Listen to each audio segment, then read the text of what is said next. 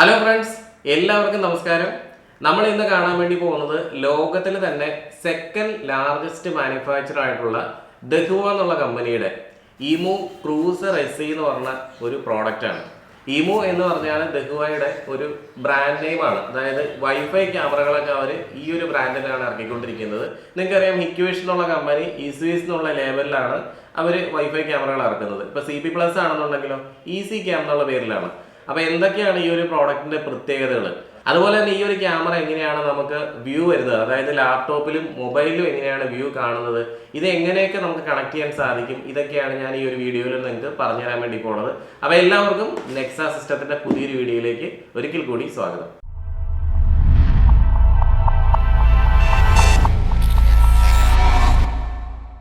അപ്പോൾ ഇതാണ് നമ്മുടെ ക്യാമറ വരുന്നത്. വളരെ വലിയ സൈസും ഇല്ല, എന്നാൽ ചെറുതാണെന്ന് നമുക്ക് പറയാനും പറ്റില്ല. ഇപ്പോൾ ഈ ഒരു കയ്യിലേക്ക് വയ്ക്കുവാണെങ്കിൽ കണ്ടോ, ഇത്രയും നീളമാണ് ഈ ഒരു ക്യാമറയ്ക്ക് വരുന്നത്.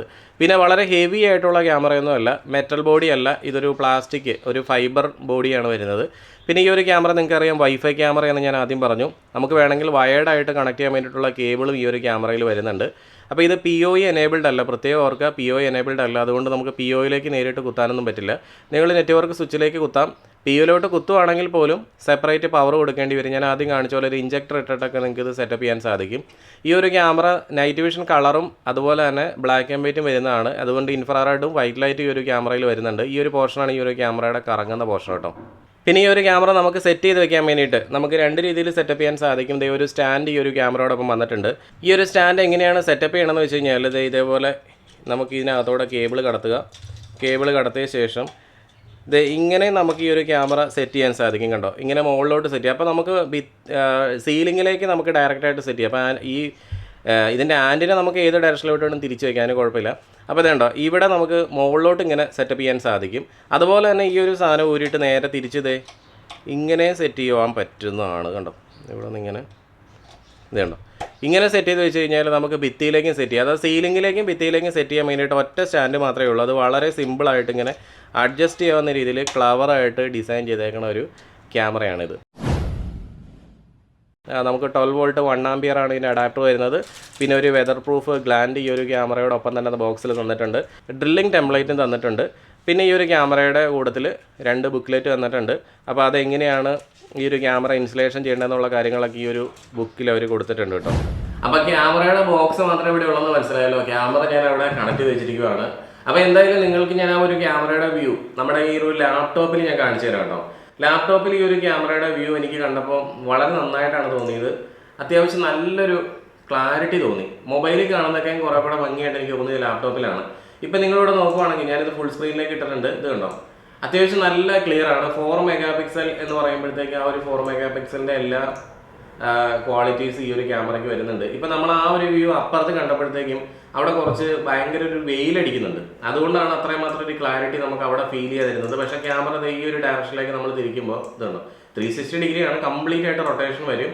ഇതുണ്ടോ, ഇവിടെ ഈ എഴുതിയിരിക്കുന്നതൊക്കെ നിങ്ങൾ നോക്കി, ഇതുണ്ടോ, നല്ല ക്ലിയർ ആയിട്ട് തന്നെ നമുക്ക് വായിക്കാൻ പറ്റുന്നുണ്ട്. നല്ല ക്ലാരിറ്റിയിലാണ് നമ്മൾ കണ്ടുകൊണ്ടിരിക്കണം. നിങ്ങൾക്ക് മനസ്സിലാകണ്ടോ, അക്ഷരങ്ങളൊക്കെ നല്ല അടിപൊളിയായിട്ട് വായിക്കാം. നല്ല ദൂരത്തായിരിക്കുന്നത്, എന്നാലും കാണാൻ പറ്റുന്നുണ്ട്. വളരെ ദൂരത്തെന്ന് പറയാൻ പറ്റില്ല കേട്ടോ, ഒരു 5-6 മീറ്ററിൻ്റെ അപ്പുറത്തേക്കേ ഉള്ളൂ.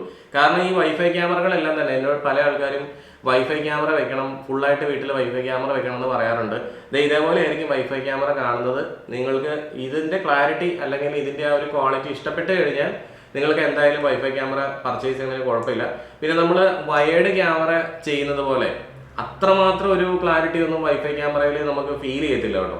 അപ്പോൾ അതെന്തായാലും ഒരു റിയാലിറ്റി ആയിട്ടുള്ള കാര്യമാണ്. കാരണം വീഡിയോ ഇൻ്റർനെറ്റിലൂടെയാണ്, വൈഫൈയിലൂടെയാണ് ട്രാൻസ്മിറ്റ് ചെയ്യണത്. അപ്പോൾ എന്തായാലും അതിൻ്റെ ബിറ്റ് റേറ്റിലും കാര്യങ്ങളിലെല്ലാം വൈഫൈ ക്യാമറയിൽ ചെറിയൊരു കുറവ് തീർച്ചയായിട്ടും ഉണ്ടാവും. അപ്പോൾ ഞാൻ ഈ ഒരു ക്യാമറ ഈ ഒരു ഡയറക്ഷനിലേക്ക് തിരിക്കുമ്പോൾ ഞാൻ ആദ്യം പറഞ്ഞ പോലെ നല്ലൊരു വെയിൽ ഈ ഒരു ക്യാമറയുടെ ലെൻസിലേക്ക് തന്നെ ഇവിടെ അടിക്കുന്നുണ്ട് കേട്ടോ. അതുകൊണ്ടാണ് ഇവിടെ ഒരു ചെറിയൊരു മങ്ങൽ പോലെ നമ്മൾ കാണുന്നത്. പക്ഷേ ആ വെയിൽ ഇല്ലാതെ വരുവാണെന്നുണ്ടെങ്കിൽ നല്ല ക്ലാരിറ്റി തന്നെ നമ്മൾ കാണുന്നുണ്ട്. അവിടെ ഒരു പുക പോലെ കാണുന്നുണ്ട് ഈ ഒരു സൈഡിൽ നിന്ന്. അത് തീർച്ചയായിട്ടും ആ ഒരു വെയിലടിക്കുന്നതിനുണ്ടാകുന്നതാണ്, അല്ല വേറെ ഇഷ്യൂസ് ഒന്നുമില്ല. പിന്നെ ക്യാമറ 360 ഡിഗ്രി നമുക്ക് ഫുള്ളായിട്ട് റൊട്ടേറ്റ് ചെയ്യാം. താഴെ ഇതുണ്ടോ, ഇത് ബോട്ടമാണിത്. ഈ ക്യാമറ വെച്ചിരിക്കുന്നത് ഞാൻ ഈ ഒരു കമ്പിയിലാണ് നിങ്ങളോട് പറഞ്ഞിരുന്നത്. ആ ഒരു കമ്പിയുടെ അടിവശം വരെ നമുക്ക് കാണാൻ പറ്റുന്നുണ്ട്. മുകളിലോട്ട് നമ്മൾ പൊക്കുവാണെന്നുണ്ടെങ്കിൽ കണ്ടോ, ടോപ്പിലേക്ക് ഇത്രയും വ്യൂ വരുന്നുണ്ട് കേട്ടോ. റൈറ്റിലായിട്ട് എടുക്കുകയാണെങ്കിൽ ഫുള്ളായിട്ട് നമ്മൾ എവിടെയാണോ അപ്പർ സൈഡിൽ നിന്ന് സ്റ്റാർട്ട് ചെയ്യുന്ന അവിടെ വരെ നമുക്കത് കംപ്ലീറ്റ് ആയിട്ട് റൊട്ടേഷൻ ചെയ്യിപ്പിക്കാം. പിന്നെ ഈ ഒരു ക്യാമറ നിങ്ങൾ എടുക്കുകയാണെന്നുണ്ടെങ്കിൽ നിങ്ങൾക്ക് NVR കണക്ട് ചെയ്യാൻ സാധിക്കും. അതുപോലെ തന്നെ ഈ ഒരു ക്യാമറയ്ക്ക് ക്ലൗഡ് റെക്കോർഡിംഗ് ഫീച്ചർ കാര്യങ്ങളെല്ലാം തന്നെ വരുന്നുണ്ട് കേട്ടോ.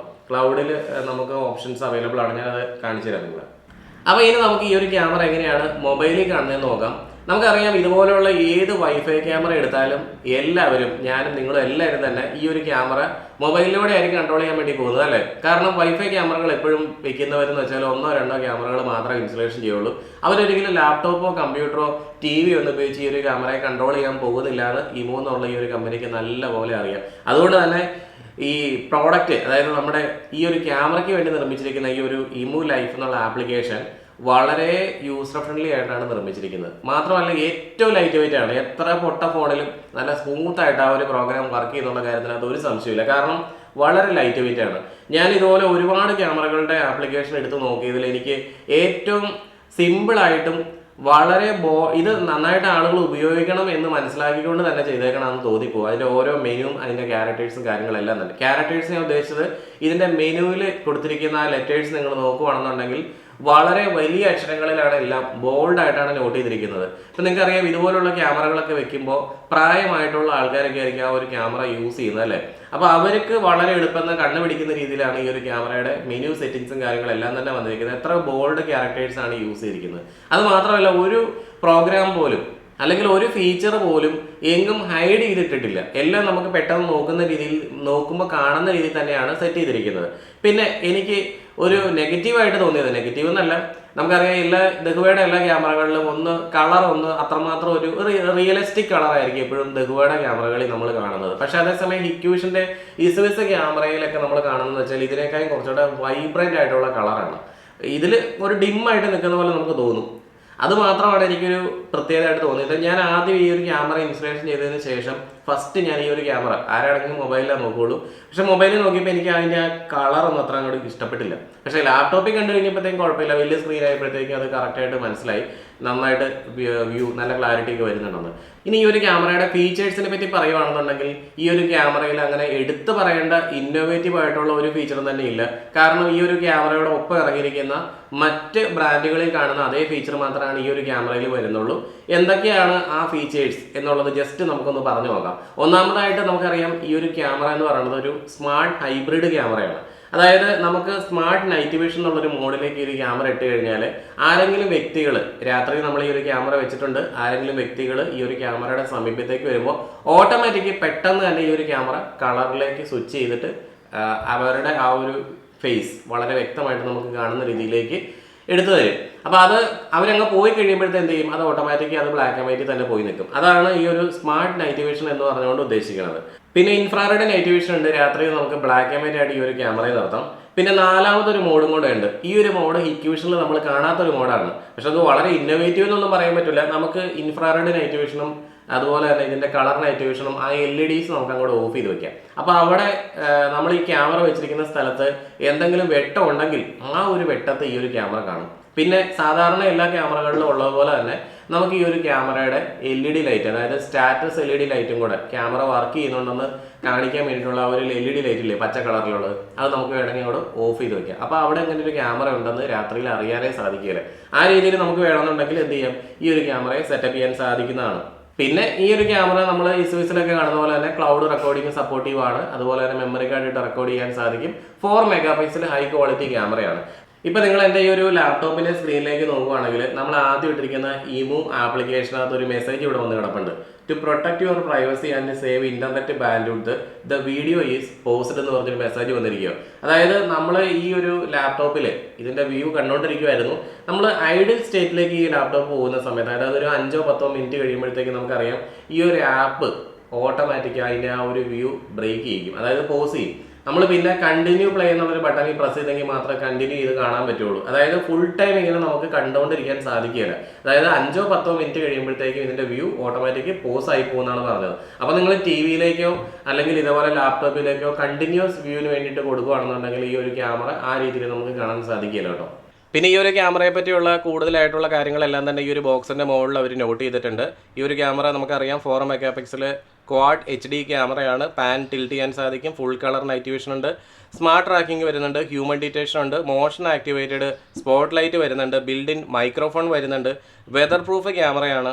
അതുപോലെ തന്നെ വൈഫൈ എനേബിൾഡ് ആണ്. മൈക്രോ SD കാർഡ് ഇടാൻ പറ്റും. ക്ലൗഡ് സർവീസ് ഉണ്ട്. എല്ലാ കാര്യങ്ങളും ഇവിടെ നോട്ട് ചെയ്തിട്ടുണ്ട്. അപ്പോൾ ഈ ഒരു ക്യാമറ നിങ്ങൾക്ക് ഇഷ്ടമായി അല്ലെങ്കിൽ ഇതിൽ പർച്ചേസ് ചെയ്യണമെന്നുണ്ടെങ്കിൽ എന്നെ കോൺടാക്ട് ചെയ്യാം. നമുക്ക് ഓൾ കേരള ഡെലിവറി ചെയ്യാൻ സാധിക്കുന്നതാണ്. അതുപോലെ ഇൻസ്റ്റലേഷൻ വേണ്ടവർ നമ്മളെ കോൺടാക്ട് ചെയ്യാം. ഓക്കെ, അപ്പോൾ ഈ ഒരു വീഡിയോ നിങ്ങൾക്ക് ഇഷ്ടപ്പെട്ട് കഴിഞ്ഞാൽ ലൈക്ക് അടിക്കുക. അതുപോലെ പുതിയ വീഡിയോസിനായിട്ട് നമ്മുടെ ഈ ഒരു ചാനൽ ഒന്ന് സബ്സ്ക്രൈബും ചെയ്ത് വെക്കുക. Okay, thank